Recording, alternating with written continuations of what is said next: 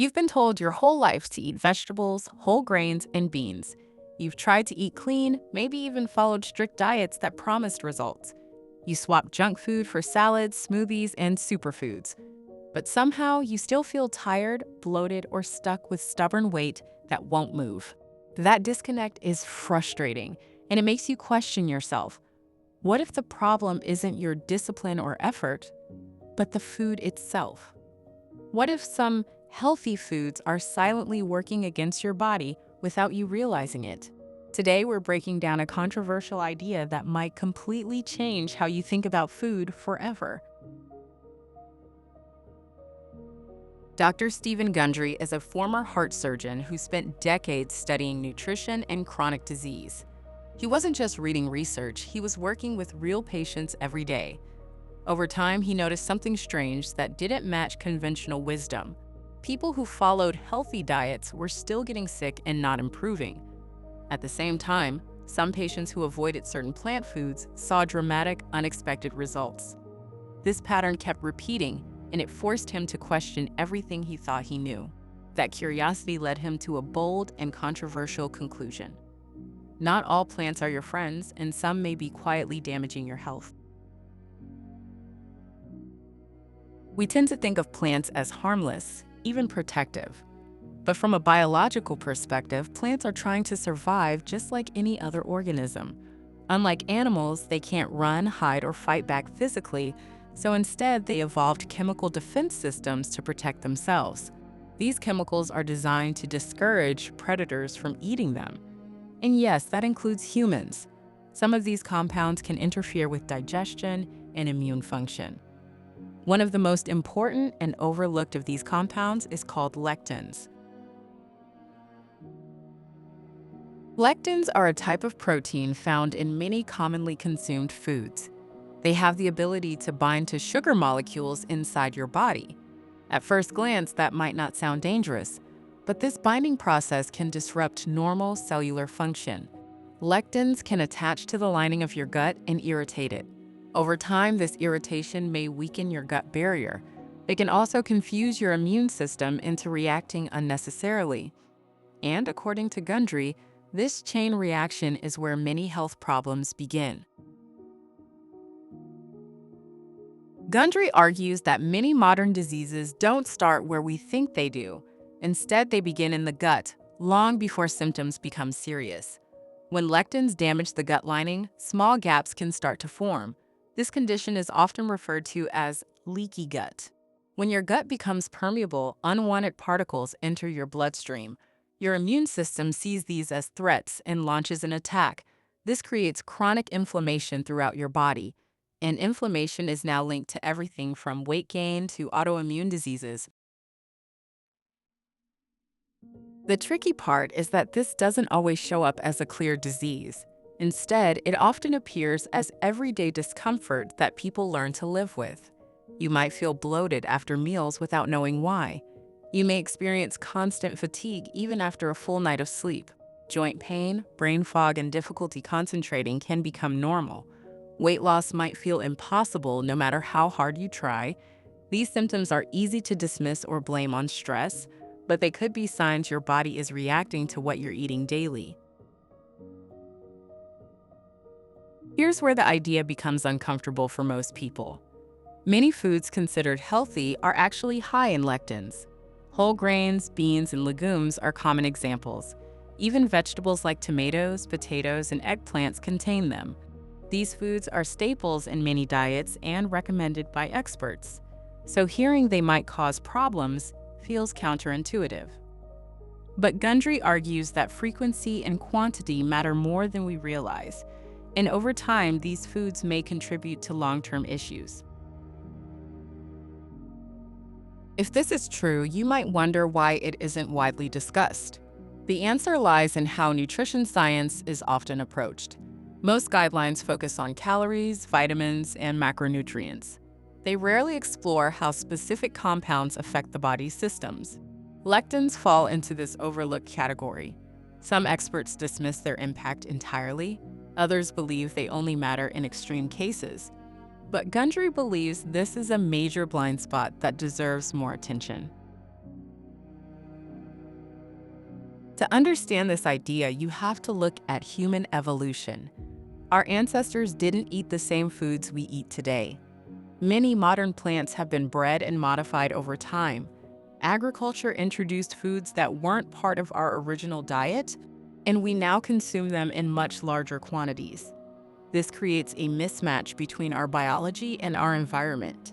Your body is still adapted to older dietary patterns, and that mismatch may be contributing to modern health issues.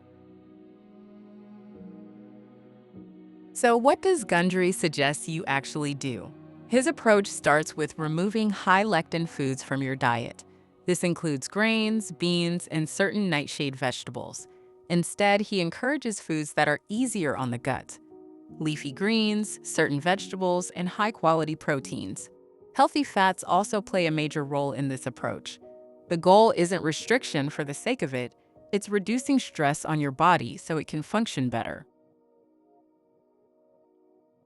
One of the biggest mindset shifts in this book is about fat. For years, fat was blamed as the main cause of health problems. But Gundry challenges that idea directly. He argues that healthy fats are not only safe, but essential. Foods like olive oil, avocados, and nuts support your system. They help reduce inflammation and stabilize energy levels. Unlike sugar, they don't cause rapid spikes and crashes. Adding more of these foods can completely change how you feel daily. Interestingly, not all lectins are unavoidable. Some can be significantly reduced through proper preparation. Pressure cooking is one of the most effective methods. It can break down many lectins found in beans and legumes. Peeling and deseeding certain vegetables also helps. Fermentation is another useful technique. These methods have been used traditionally for a reason. They make food safer and easier for the body to handle. Beyond rules and lists, the most important skill is awareness. Your body constantly gives feedback about what works and what doesn't. But most people ignore or overlook these signals. Start paying attention to how you feel after eating. Notice changes in energy, digestion, and focus. Keep track of patterns over time. This information is more valuable than any generic diet plan, because your body is unique and it responds in its own way. People who follow this approach often report noticeable improvements. Energy levels increase and fatigue becomes less common. Digestive issues like bloating can start to disappear. Mental clarity improves, making it easier to focus. Some people lose weight without extreme calorie restriction. Others see improvements in chronic conditions. These changes don't happen overnight, but with consistency, they can significantly improve quality of life. It's important to address the other side of this conversation. The plant paradox is not universally accepted. Many nutrition experts disagree with Gundry's conclusions. Some argue that lectins are harmless in normal amounts. Others say the diet eliminates too many nutritious foods. There's ongoing debate in the scientific community. This means you shouldn't treat it as absolute truth. Instead, see it as a perspective worth exploring carefully.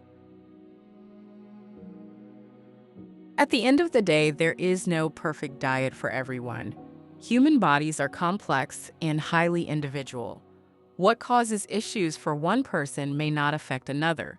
That's why experimentation is so important. Try removing certain foods and observe what happens. Then reintroduce them and compare your response. This process takes patience and honesty, but it helps you discover what truly works for you. Modern nutrition advice often feels overwhelming. There are endless rules, trends, and conflicting opinions. But sometimes the most effective approach is the simplest one. Focus on real, whole foods whenever possible. Avoid foods that consistently make you feel worse. Don't overcomplicate every decision. Consistency matters more than perfection, and simple systems are easier to maintain long term. This approach puts the responsibility back in your hands. You don't have to blindly follow trends or expert opinions. you can take control of your own health decisions. Start by questioning what you've always believed about food. Be open to trying something different. Pay attention to the results you experience. Over time, you build confidence in your choices, and that confidence leads to better long-term outcomes. Real change doesn't come from one perfect meal. It comes from habits you repeat every day. Cooking at home gives you more control over ingredients. It allows you to experiment and adjust as needed. You become more aware of what you're consuming.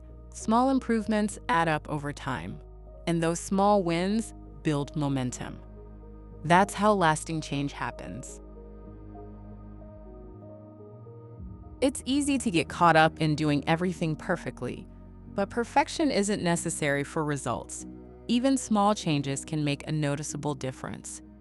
Start by removing one problematic food, then gradually add more supportive foods into your diet. Give your body time to adjust and respond. Be patient with the process and focus on steady progress instead of quick fixes.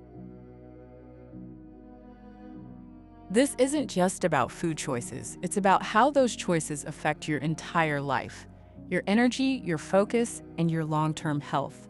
What you eat influences how you think and perform. It affects your productivity and your mood. Over time, these factors shape your lifestyle, and your lifestyle determines your future. That's why these decisions matter more than they seem. Every decision you make has a cumulative effect. What you eat today influences how you feel tomorrow. Ignore warning signs, and problems tend to grow over time. Pay attention, and you give yourself a chance to improve. You don't need to overhaul everything overnight. Just start making better choices consistently. Those choices build momentum, and momentum creates transformation.